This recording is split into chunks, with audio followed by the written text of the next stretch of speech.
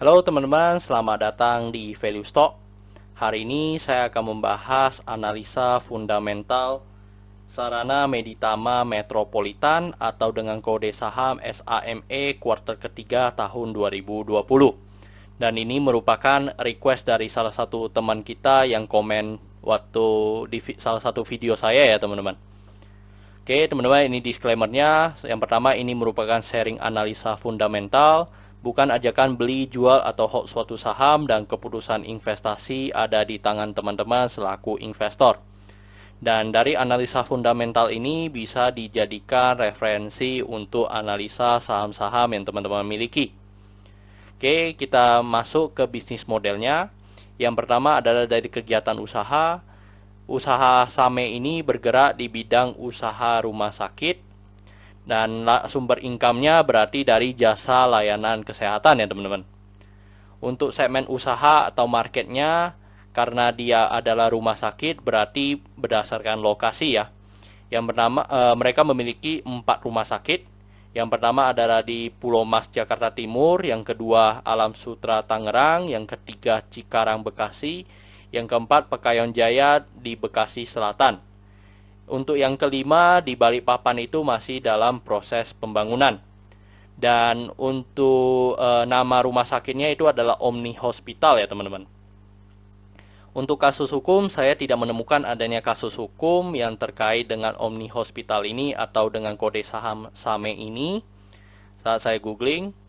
Habis itu kepemilikan sahamnya dimiliki oleh Omni Healthcare sebesar 77,46% dan masyarakat memiliki 22,54%. Oke, pertama-tama kita masuk ke pendapatannya. Jadi bisa dilihat di 2014 sampai 2018 untuk perusahaan ini pendapatannya selalu naik ya sampai 2018. Dan di 2019 mengalami penurunan. Dan di 2020 pun mengalami penurunan. Jika kita bandingkan kuartal dengan kuartal, bisa didapatkan mengalami penurunan 13,4% pada kode saham ini. Dan di sini saya ingin membahas sedikit teman-teman, dan saya tidak menemukan jawabannya. Padahal di 2020 ini kan kita sedang mengalami namanya pandemi COVID-19 ini. Tetapi seharusnya di perusahaan mereka atau Omni Hospital ini mengalami kenaikan, tetapi malahan mereka mengalami penurunan teman-teman. Dan saya tidak menemukan jawabannya. Jadi saya ingin mengatakan kepada teman-teman, tetapi ini tidak make sense saja untuk pandangan saya, yang dimana Anda bergerak di bidang rumah sakit tetapi Anda mengalami kerugian. Dan apakah mereka tidak mengikuti kebijakan pemerintah atau gimana, saya kurang tahu ya teman-teman. Jadi saya hanya benar-benar melihat dari segi laporan keuangannya, mereka mengalami penurunan pada pendapatannya. Dan untuk yang kedua adalah net profit. Teman-teman juga bisa lihat dari 2014 sampai 2018 mengalami net profit yang positif ya. Tetapi 2019 dengan 2020 mengalami net profit yang negatif. Nah, dan jika kita bandingkan kuartal dengan kuartal mengalami penurunan 392%. Dan jika kinerja kuartal keempatnya mengalami kinerja yang sama dengan kuartal ketiga, maka kita bisa mendapatkan minus 433% ya penurunannya teman-teman. Dan kembali lagi ini tidak make sense saja, yang dimana mereka adalah bergerak di bidang medical tetapi mereka mengalami kerugian. Padahal di masa pandemi ini seharusnya segala sektor medical kayaknya mengalami keuntungan ya. Oke teman-teman, kita masuk lagi dari segi asetnya. Dari segi asetnya 2014 sampai 2018 mengalami kenaikan, dan 2019 dan 2020 mengalami penurunan. Dan penurunan 2019 dengan 2020 sebesar 18,2%. Hal ini kalau saya lihat 2019 dan 2020 ini mengalami penurunan karena net profitnya negatif ya teman-teman selama 2 tahun. Terus untuk dari segi hutangnya 2014 sampai 2020 konsisten mengalami kenaikan. Dan 2019 ke 2020 mengalami kenaikan 7,8%. Untuk dari segi modalnya juga sama ya seperti asetnya, dan mengalami penurunan 43% 2019 dengan 2020. Oke teman-teman, ini summary laporan keuangan dari tahun 2014 sampai 2020. Dan di sini saya akan banyak membahas tentang rasio keuangannya. Yang pertama adalah dari net profit margin. Dari net profit marginnya mengalami minus 133% ya teman-teman. Jadi membuat EPS-nya juga minus dan per-nya juga minus. Dan yang berikutnya adalah kita bahas dari book value-nya. Book value-nya juga mengalami penurunan ya dibandingkan dengan rata-rata dari sebelumnya. Jadi jika sebelumnya di 166, sekarang sisa 94 ya teman-teman.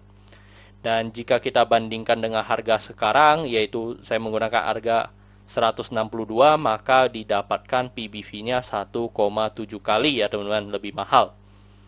Dan untuk DER-nya ada di 2,37 kali ya teman-teman. Kalau dibandingkan dengan tahun sebelumnya hampir 1 kali lipat ya di tahun 2019. Untuk ROE-nya mengalami minus 100% dan ROA-nya mengalami minus 33%. Dan saat video ini dibuat, harga yang saya pakai adalah 162, dan dengan analisa fundamental saya mendapatkan intrinsic value-nya di angka Rp50 teman-teman. Jadi memiliki margin of safety minus 69%.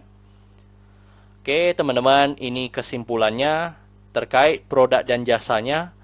Saya memberikan status no karena saya melihat kalau hal ini terus berlanjut dari tahun ke berikutnya, maka perusahaan ini tidak mampu bertahan 5-10 tahun ke depan ya teman-teman. Kecuali ada perubahan dari laporan keuangannya. Dan ini terbukti juga mereka tidak bisa survive di pandemi ini ya teman-teman. Yang kedua, dari GCG-nya saya berikan status no. Padahal dari kasus hukum saya tidak menemukan, dan pemegang saham mayoritasnya memang cukup bagus yang dimiliki oleh mereka. Tetapi saya berikan status no karena seharusnya di masa-masa seperti ini kalian bisa mendapatkan net profit yang lebih baik ya, atau mendapatkan pendapatan yang lebih baik. Tetapi mereka malahan mengalami goncangan ya, atau kena dari pandemi ini.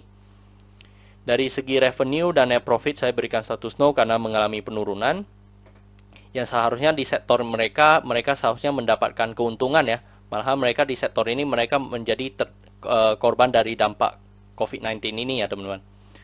Untuk asetnya saya berikan status no karena mengalami penurunan. Untuk liability-nya saya berikan status no karena DER-nya di atas 1. Untuk book value saya berikan status no karena harganya di atas book value. Untuk sektor ini saya berikan status no karena dari segi hutangnya ya teman-teman. Jadi hutangnya no, maka sektor ini juga no.